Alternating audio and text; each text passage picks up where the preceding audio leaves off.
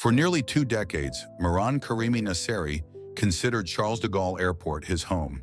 He claimed he was expelled from Iran for protesting against the Shah and lacked a passport. After being shuffled across Europe without proper documentation, he found himself in a legal deadlock in Paris. Trapped in Terminal 1, he described his time there. France denied me political refugee status. I spent years alternating between detention, transit zones, and eventually settled inside the airport. Over time, Nasseri adapted to his unique exile, building friendships with airport staff and travelers while documenting his life. Living here in the airport isn't so bad. I try to make each day pleasant, but I often reflect on my past and wonder about my future.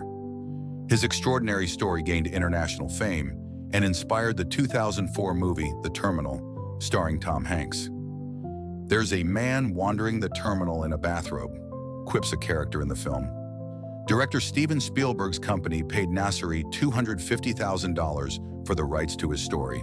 While the movie had a comedic tone, those who knew Nasseri spoke of the psychological toll his years in the confined windowless airport took on him.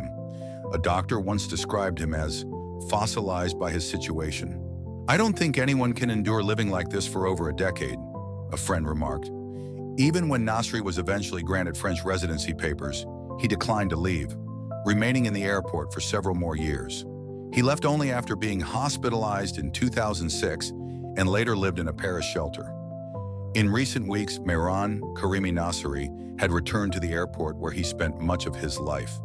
On Friday, around midday, he passed away from a heart attack. The reasons behind his return to the terminal that was his home for so long remain unclear.